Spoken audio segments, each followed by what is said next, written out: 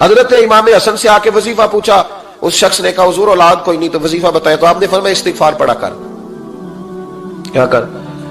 اس نے کہا ٹھیک ہے۔ تو حضور پھر میں دوبارہ کب آؤں؟ تو امام حسن کہنے لگے بے اولاد ہے نا تو، استغفار کا وظیفہ بتایا نا؟ کہا ہاں۔ فرمانے لگے اب اس وقت آنا جب اللہ تجھے 10 بیٹے عطا کرے گا۔ کتنے؟ 2 4 نہیں، 10 ہی کہہ دیے۔ تو حضرت امیر معاویہ رضی اللہ تعالیٰ دیکھا، کہنے لگے حسن اتنا بڑا دعویٰ؟ آپ فرمانے لگے میں نے کہہ دیا نا تو اللہ فضل کرے گا۔ ہاں ہاں اللہ خیر کرے گا، خیر ہو جائے گی۔ وہ شخص کئی سالوں کے بعد آیا، کئی سالوں کے بعد، تو حضرت امیر معاویہ کو بھی ساتھ لایا، کہنے لگا حضور اللہ کے فضل سے اللہ نے 10 بیٹے عطا فرمائے، پورے 10 ہی اللہ نے دیے۔ تو حضرت امیر معاویہ کہنے لگے جناب بات تو آپ کی سچی ہو گئی، پر مجھے بھی بتائیے وظیفہ کہاں سے لیا؟ فرمانے لگے قرآن پاک سے، سورہ نوح کی 10 11 12 آیت پڑھو۔ اللہ فرماتے ہیں تم استغفار پڑھو، میں تمہاری بیٹوں سے بھی مدد کروں گا، مالوں سے بھی مدد کروں گا۔ تو میں نے استغفار بتائی تھی اور قرآن میرے اللہ کا ہے، رب کا وعدہ جھوٹا ہو سکتا؟ فرمایا 10 بیٹے ملنے تھے، میں نے کہہ جو دیا تھا۔ اور میرے بھائیوں یاد رکھیں، استغفار اللہ کی رحمت نازل کر۔ ایک ہوتا ہے خوف، ایک ہوتی ہے خشیت۔ خوف والے لوگ توبہ کرتے ہیں، خشیت والے استغفار کرتے ہیں۔ ایک ہوتا ہے خوف، ایک ہوتی ہے خشیت والے استغفار کرتے ہیں۔ نبی کریم علیہ السلام نے فرمایا میں دن میں 100 مرتبہ استغفار کرتا ہوں، دن میں۔ توبہ والا کہتا ہے کہ میں بھول گیا تھا، مجھے معافی مل جائے، اور خشیت والا کہتا ہے میرا یار ناراض نہ ہو جائے، وہ استغفار ہی کرتا رہتا ہے، وہ معافی حضرت رومی نے مثال دی ہے، فرماتے ایک عورت تھی تو بھیک مانگا کرتی تھی، ایک دن بادشاہ کے دروازے پہ بھیک مانگنے گئی تو بادشاہ کو پسند آ گئی، اس نے نکاح کر لیا۔ 20 کنیزائیں اس بی بی کے پاس تھی خدمت کرنے کے لیے، روٹی دینے کے لیے، کپڑا دینے کے لیے، لیکن وہ ہر وقت روتی رہتی تھی، ہر وقت روتی۔ ایک سمجھدار کنیز کہنے لگی کہ ملکہ اب تیرا درجہ بہت بڑا ہے، تو ہر وقت روتی رہتی ہے، معافیاں ہی مانگتی رہتی ہے ہر وقت، کون سی ایسی نعمت ہے جو تیرے پاس نہیں؟ تو وہ کہنے لگی اس لیے تو روتی ہوں۔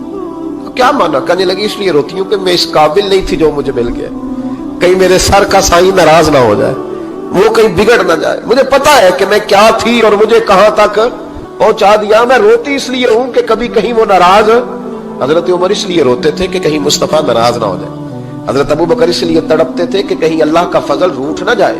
یہ جو مولا علی اپنے کمرے میں بیٹھ کے زور زور سے استغفار پڑھتے تو اس لیے نہیں کہ بڑے پاپ تھے جن کی معاذ اللہ معافی مانگتے تھے، اس لیے کہ رب رسول کہیں ناراض نہ ہو۔ خشیت تھی کہ جہاں ہم پہنچے ہوئے کہیں وہاں سے واپس۔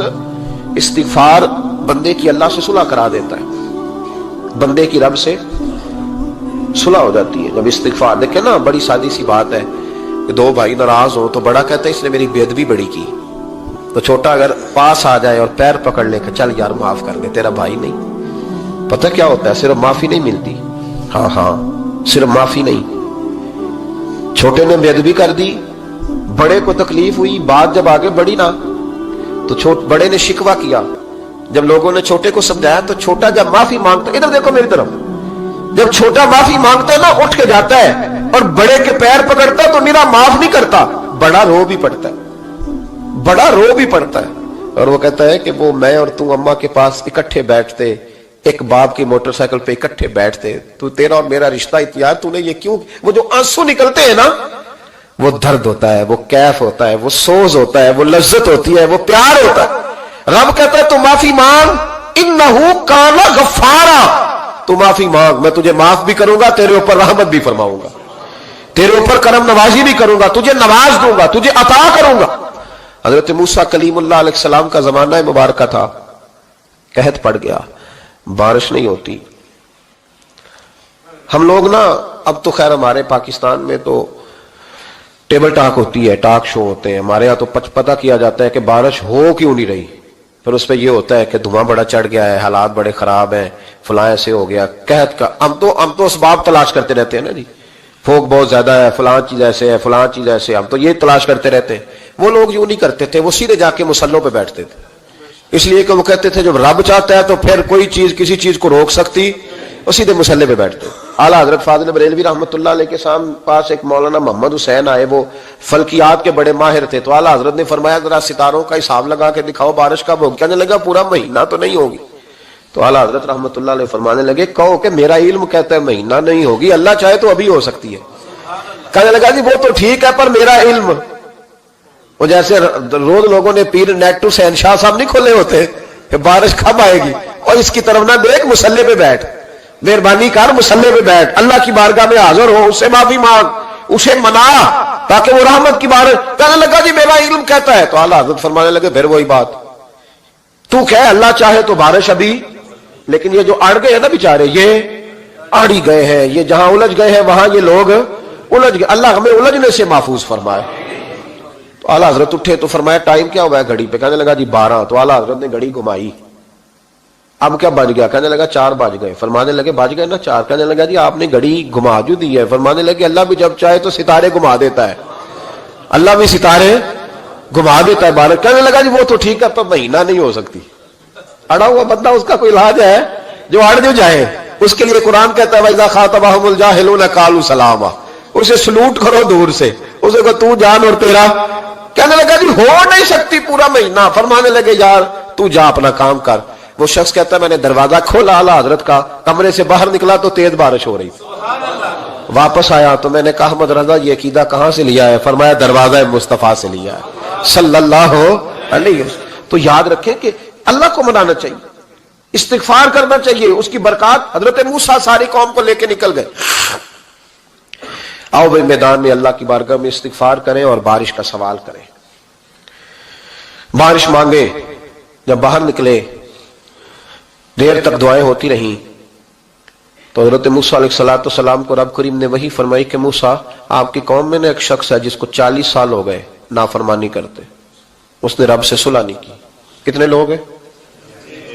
ایک، اور 40 سال سے وہ نافرمان ہے، اس کو مجمع سے نکال دو بارش ہو جائے گی۔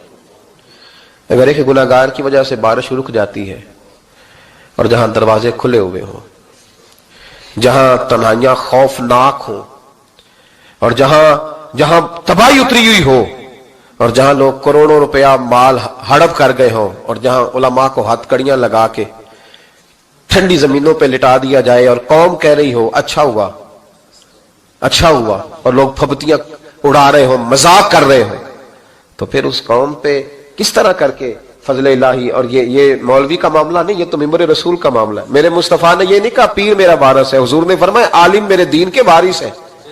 ہاں حضور نے فرمایا جس نے عالم کے چہرے کا دیدار کیا سمجھے میں نے اپنے نبی کی زیارت کی ہے۔ لیکن یہاں تو خیر یہ عنوان نہیں، ورنہ میں اس پر جاتا ہے۔ تو کہا ایک بندہ ہے 40 سال سے اللہ کی نافرمانی کر رہا ہے، وہ اگر نکل جائے تو بارش ہو جائے گی۔ حضرت موسیٰ نے اعلان کر دیا بھی ایک شخص ہے، وہ اگر نکل جائے تو بارش ہو جائے گی۔ پتہ تو ہوتا ہے نا سب کو، مجھے بھی پتہ ہے کہ میں اندر سے کیسا ہوں، اور آپ کو بھی خبر تو ہوتی ہے نا جی۔ جب بات ہو رہی ہوتی ہے تو پھر پتہ تو چلتا ہے نا کہ بات کہاں جا کے سیٹ ہو رہی ہے، پتہ چلتا ہے نا۔ اسے بھی چل گیا پتہ، اب اندر ہی اندر رونے لگا۔ اور دیکھو امام رازی اور امام غزالی دونوں نے لکھا ہے کہ اس درد سے رویا، اس درد سے کہ ادھر والے کو بھی پتہ نہ چل جائے، مجمع کے اندر کھڑا ہے اور ادھر والے کو بھی استغفار، دیکھو ادھر والے کو بھی پتہ نہ چل جائے اور ادھر والے کو بھی کہیں ہجوم میں غم میں بھی توہین ضبط غم نہ ہوئی، ہم اس احتیاط سے روئے کہ آنکھ نم نہ ہوئی۔ ہجوم میں غم میں بھی توہین ضبط غم نہ ہوئی، ہم اس احتیاط سے روئے کہ آنکھ نم نہ ہوئی، روئے بھی پر کسی کو آنسو نہیں دیکھنے دیے۔ اب اس درد سے کہتا ہے اللہ تو معاف کرنے والا ہے نا، تو معاف کرتا ہے، پردہ پوشی کرتا ہے، اور مالک اگر لوگوں کو پتہ چل گیا تو میرے تو بچوں کا بھی جینا حرام کر دے گا، یا اللہ میری تو آنے والی نسل بھی تڑپ کے وقت گزارے گی۔ مالک تو معاف کر دیا کرتا ہے، لوگ نہیں معاف کرتے، اے اللہ یہ میری خوبیاں بھول جائیں گے، میری خامیوں پر بات، مالک میں یہ ذلت نہیں برداشت کر سکتا، فضل فرما۔ حضرت موسیٰ نے دوبارہ اعلان کیا نکلتے ہو کہ نہیں نکلتے؟ پھر تڑپا خدا بندہ مجھے بے آبرو نہ کر، یہ ذلت اور رسوائیاں یہ نہیں برداشت ہوتی، اللہ درگزر۔ حضرت موسیٰ نے تیسرا اعلان کیا نکلتا ہے یا میں پھر اس کا نام لوں، اللہ سے پوچھ کے نام لوں اس کا، بتاؤ کون ہے؟ اب تو تڑپ گیا، کہنے لگا مالک میں تیری بارگاہ میں استغفار کرتا ہوں، آئندہ نہیں کرتا، آئندہ نہیں کرتا۔ یہ لفظ ادا کیے، بندہ کوئی بھی نہیں نکلا، رب کریم نے بارش عطا کر دی، تیز بارش، جب برسی نا تیز بارش، لوگ تو مین دیکھ کے دوڑ گئے۔ تو حضرت موسیٰ کہنے لگا یا اللہ مجھے بھی تو بتا، تو نے کہا تھا کہ جب تک بندہ نہیں نکلتا بارش نہیں ہوگی، تو نکلا کوئی بھی نہیں، بارش ہو گئی، ماجرا کیا ہے؟